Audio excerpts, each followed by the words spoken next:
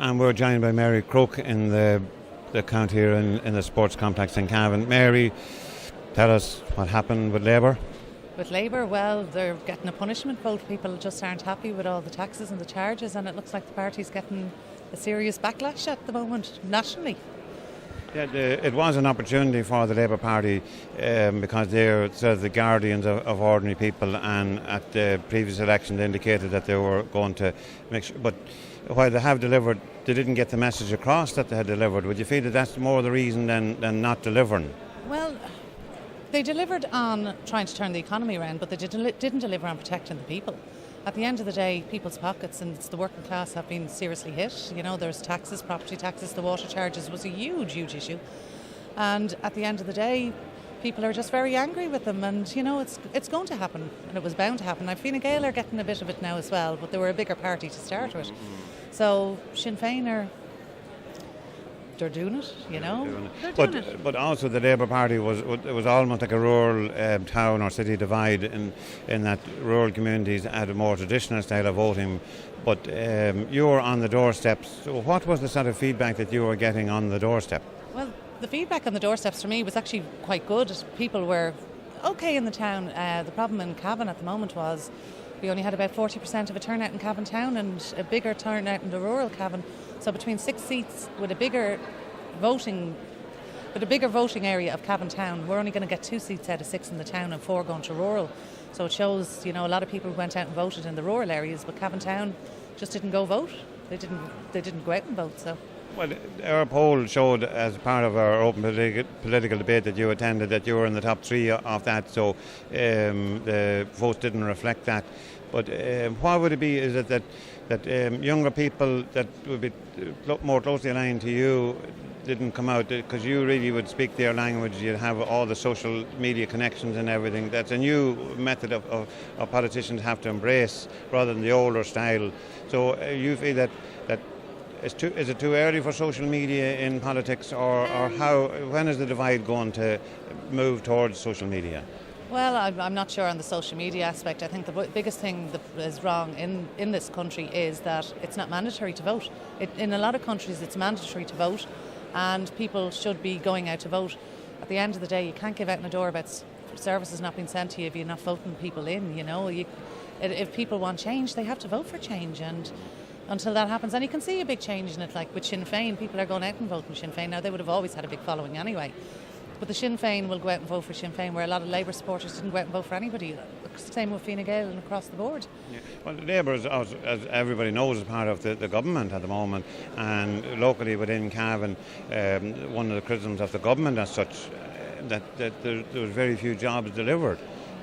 Apart from maybe self-created ones, but there was no industrial or that style of job placed in this area. It's all centralised around the larger cities. So where can that momentum start, or how can local politics influence that so that the decision can be made would place something in Cavan, for example?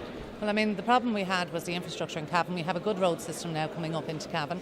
They're rolling out the broadband into the rural areas, which is going to take about 18 months altogether to get it from Cavan to Monaghan. And with the infrastructure going in, they should be looking at bringing industry to Dublin, or from Dublin to Cavan and to the surrounding rural areas. They're talking about problems with housing in Dublin. They're talking about rental problems in Dublin. If they actually brought businesses out of Dublin, people would move out. You know, they would go for a different style of living. At the moment, why would somebody move to Dublin from Dublin to Cavan if you can't get a job? People in Cavan can't get a job. Yeah. And I actually said this to Eamon Gilmore myself, and I said to him, like, all you're doing is concentrating on bigger cities, and until people start addressing the rural areas, it's not going to change, and every party has to start addressing it. They have to start addressing the rural areas.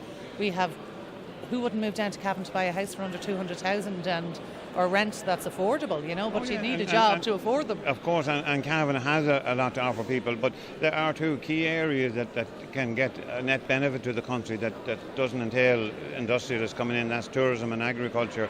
Now, maybe Labour hadn't a strong tradition within the agri sector in representation, but would you feel that should be worked upon in rural areas, that 2 of the key growth areas with good potential, not just particularly in Cavan but even nationally, that there should be a concentration on those key growth areas? Oh yeah, no, there should. Like, I mean, at the end of the day, every government has been at fault of only looking at their own infrastructures in their cities. and creating in their cities. And I mean, they're not looking at rural Ireland, and I mean, it's not giving people an opportunity to get out of cities, to find work and to replacement. I mean, we're in a border region, Monaghan, Cavan, you're looking at Roscommon, all of them are the highest employment rates in the country. We have the cheapest houses, the best way to live realistically. You know, I'm up here 15 years, I would never consider moving back, I love it. But then if you're driving through and you're going to Enniskillen, we have one of the most beautiful parts of the country. If you come off at Milltown, see all the lake districts, nobody knows it's there, you know. Tourism is going to be a huge thing in this town. Look at Killarney because of the lakes and everything else. We have actually, it's more beautiful county when you get off the beaten track than it is in most of those places, and it's just not being enhanced at the moment. So I mean, the governments are going to have to start looking at the border regions, and as well as that, we've been so close to the north, you can at least put some trade between them. But I mean, but there's a short time now between these local elections and the general election, so would you feel that you now can say to your party, look, you saw what happened, there has to be a seismic change within the thinking within the party to, first of all, to get some of the ground that was lost, but get initiatives going, get the momentum going in rural communities. Like, you have still an opportunity, even though you may not be a councillor at local level, but you still have to fight hard so that will come the general election, that Labour will be in a stronger position and may even have some concrete stuff delivered at that stage. So there is time for recovery. Well, 2 years is time for recovery, but at the meantime, I mean, I have 4 kids, 2 in college. I'm paying every tax because I work. I'm entitled to no grants. I mean, I know exactly how much people are suffering, and I can understand why they're angry. I'm angry. I live in an unfinished estate and I'm paying property tax, and now I'm going to be paying water charges, you know. But unless the governments, and as I said, it's my own party, but it's also everyone in the party, have to start looking at the people that it's affecting. They're looking at the economy, but I mean, at the end of the day, there's no money in the economy to put back in. Cavan's based on small and medium enterprises, and there's absolutely no infrastructure there to help them. Banks aren't giving overdrafts. I mean, they're trying to fix the problems in the main cities, but I mean, it's a knock-on effect, and if they start fixing the rural areas and working their way in, they might actually have a better chance of voting, you know. So while you didn't get a positive result today, you still are very optimistic about Labour Party politics in rural Ireland? Well, Labour Party politics comes from the grassroots of Labour, which was Jim Larkin and the workers. And I come from a union household. My father was head of SIPTU, so I have been grown up always to be taught about the workers and their rights and everything else. At the moment, I think the ministers that we have are slightly lost the track now on the working people. At the end of the day, they're saying they're going to protect the elderly, they're going to protect the poor, you know, and there's allowances being given, but there's no protection for the people who work. So there's still some politics fights in you, Mary, even though the day, yes. Well, you know, as I said, I grew up in a union household. I was learning, female or male, you were taught how to fight. You know, it was just something that was ingrained into me. If I had run as an independent, I would have done a lot better. But then if I had walked away from the party to run as an independent to get a seat, you're looking for somebody to fix the party and then rejoin it. That kind of makes you a bit self-serving, and you know, you don't do that. You don't leave something through the good times and the bad.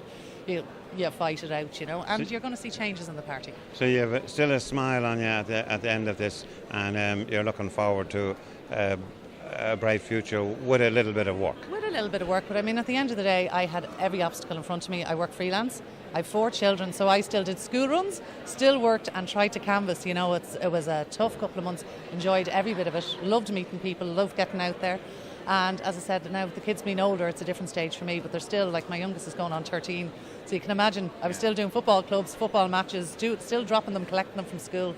It's been hard going, but I have to say now I've enjoyed every bit of it. And I mean, we've never had a Labour County Councillor in the history of Cavan, ever. It's never been a Labour stronghold. So, you know, in time it might change. So I'm still not giving up. As you can see from the County Centre, we're still a very vibrant Mary Croke, and thank you for joining us on Cavan TV. Thank you.